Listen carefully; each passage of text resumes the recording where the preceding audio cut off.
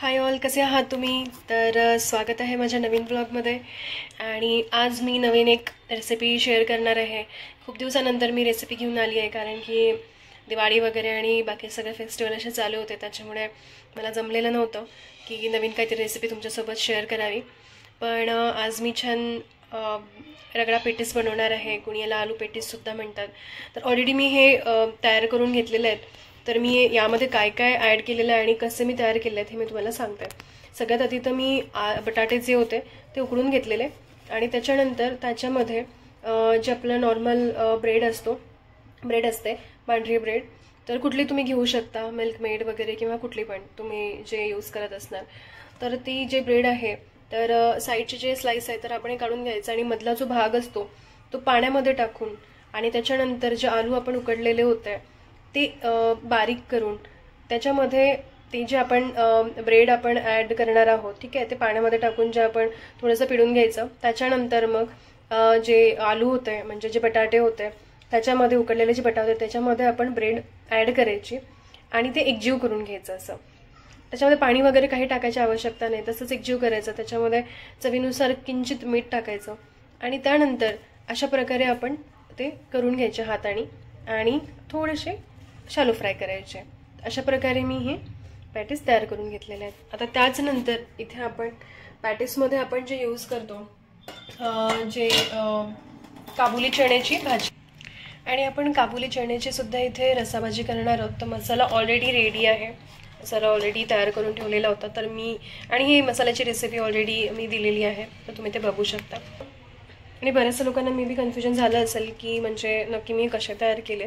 मी पुन्हा एकदा सांगते की मी बटाटे आधी उकळून घेतलेले, आणि त्यानंतर उकळून घेतल्यानंतर त्याला बारीक केलेलं, आणि त्यानंतर असे जे आपले ब्रेड असतात तर साईडचे जे स्लाइस आहेत म्हणजे मी हे काढून घेतलेलं, आणि हा जो मधला भाग आहे हा मी पाण्यामध्ये टाकलेला, याला पूर्ण पिळून घेतलेलं, आणि त्यानंतर जे आपण बटाटे बारीक केलेलं त्याच्यामध्ये हे असे म्हणजे 6-7 मी असे टाकलेले, म्हणजे आपल्याला बाइंडिंग येईपर्यंत, लक्षात येईपर्यंत आपल्याला हा जे ब्रेड आहे हे आपल्याला त्याच्यामध्ये ॲड करायचं आहे. त्याच्यानंतर आपण एकजीव करून घेतलेलं, आणि मग तव्यावर किंवा पॅनमध्ये सुद्धा तुम्ही असं भाजू शकता.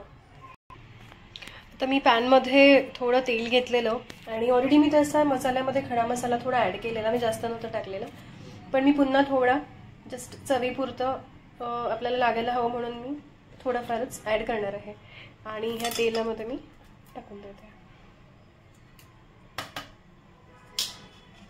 आणि त्याचबरोबर थोडं आपण यामध्ये हिंग टाकूयात. आता थोडा आपण खडा मसाला यामध्ये होऊ देऊयात,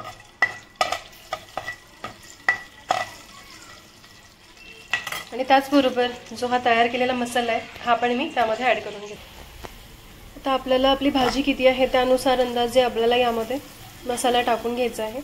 आणि आता थोडा हा मसाला मी होऊ देणार आहे. ऑलरेडी आपण सगळ्या गोष्टी भाजून घेतो, तरी पण थोडा आपण होऊन घेणार आहे. आणि ही जी पद्धत आहे ही विदर्भ स्टाईल आहे. विदर्भ पद्धतीने कसं आपण आलू पेटीस किंवा रगडा पेटीस कसं करायचं तर तुम्ही नक्की ट्राय करून बघा ही रेसिपी. आता मी थोड्या याला होऊ देते आणि त्याच्यानंतर पुन्हा दाखवते.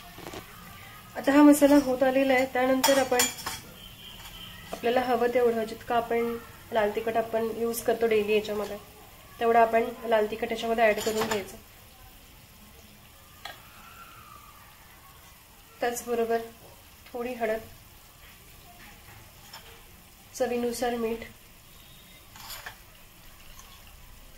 धनिया पावडर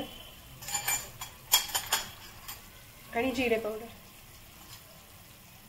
आता मी थोडं एकजीव करून घेते, आणि थोडे यामध्ये गरम पाणी मी ऑलरेडी ठेवलं इथे, तर गरम पाणी ॲड करून घेते. तर मी यामध्ये गरम पाणी टाकलेलं आहे. आता थोडं आपण याला 2 मिनिटं झाकण लावून घेऊयात आणि होऊ देऊयात. आपण ओपन करून बघूयात. आणि त्याचबरोबर मी यामध्ये थोडं कोथिंबीर टाकलेली, त्याच्यानंतर थोडा गरम मसाला टाकलेला आहे एव्हरेस्टचा, आणि तुम्ही टोमॅटोसुद्धा यूज करू शकता, किंवा त्याचबरोबर तुम्ही टोमॅटो कॅचअपसुद्धा थोडं यूज करू शकता, त्याने पण टेस्ट छान येते. आणि मी त्याचबरोबर काबुली चणा यामध्ये टाकून घेतला आहे. मी रात्रीच भिजायला टाकलेला होता हा पाण्यामध्ये, आणि त्यानंतर मी याच्या 4 सीट्या होऊ दिल्यात. कुकरमध्ये पण मी होऊ दिलं, कारण की पॅनमध्ये हे शिजणार नाही आणि मग कडक राहतं. त्याच्यामुळे आपल्याला याच्यामध्ये म्हणजे हे ॲड करायच्या आधी 4-5 कुकरची सिटी घेऊन घ्यायचं. त्याचबरोबर हे जे काबुली चणे होते मिक्सरमधून मी थोडंसं याचं असं क्रश करून घेतलं, जेणेकरून ग्रेव्ही थोडी घट्ट येते. आणि आता मी एकजीव करते आणि ह्याच्यामध्ये गरम पाणी जे आहे केलेलं ते मी ॲड करून देते. तर आता मी याला वरतून कवर केलेलं आहे. आता थोड्या वेळपर्यंत आपण याला उकळी येऊ देऊयात, छान होऊ देऊयात. आणि त्याचबरोबर आता इथे आपण छान म्हणजे चिंचेची चटणी करूयात. तर चिंचेची चटणी करण्याकरता मी आधी चिंच सकाळीच भिजू घातलेले आणि त्यानंतर आता याचं असं आपण थोडंफार म्हणजे एकजीव हे करून त्याच्यानंतर याच्यामधले जे आहे हे आपण चाळणीने काढून घेऊयात आणि फक्त आपण पाणी काढून घेऊयात. आता मी या भांड्यामध्ये चिंच जे होतं हे मी काढून घेतलेलं आहे आणि याला आपण गरम करतो आहे. आणि यामध्ये मी आता गूळ टाकणार आहे. मी गूळ थोडा बारीक केलेला आहे तर तो टाकून घेते आणि त्यानंतर थोडीशी साखर त्यामध्ये. तर आता बघूयात आपली भाजी ऑलमोस्ट झालेली आहे. खूप मस्त असा सुगंध सुटलेला आहे आणि आता आपण हे बंद करून घेऊयात. आणि त्याचबरोबर साईडमध्ये जे आपण चिंचेचं पाणी करायला ठेवलं होतं ते सुद्धा झालेलं आहे. थोडं आपल्या चवीनुसार आपण साखर आणि गूळ याच्यामध्ये ॲड करून घ्यावी आणि थोडं ते विरघळेपर्यंत आपण हे होऊ द्यायचं. आता हे झालेलं आहे. आता मी हे ह्या पातेल्यामध्ये काढून घेते आणि आता आपण सर्व करणार आहोत. प्लेटमध्ये मी पॅटीस टाकून घेतलेले आहेत, ॲड केले आहेत. आणि त्यानंतर आता मी हे जे आपण भाजी केलेली होती म्हणजे रस्सा भाजी जी केली आहे आपण, तर ते आपण याच्यामध्ये भरपूर असे ॲड करून घेणार आहोत. आधी मी ॲड करून घेते सगळे.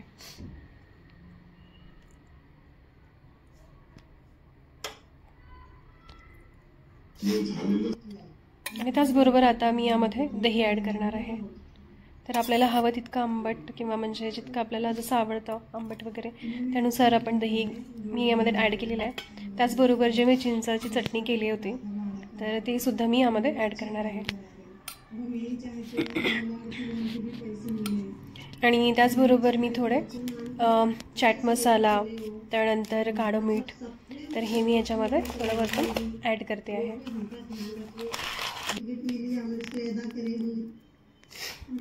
त्याचबरोबर माझ्याकडे थोडे शेव पण होते, तर शेव बारीक शेव मी थोडे क्रश करून यावरती मी सर्व केलेले. तर चला आता आम्ही एन्जॉय करतो. तुम्ही पण ट्राय करून बघा ही रेसिपी आणि मला सांगा आणि माझ्या चॅनलला सबस्क्राईब करा. थँक्यू.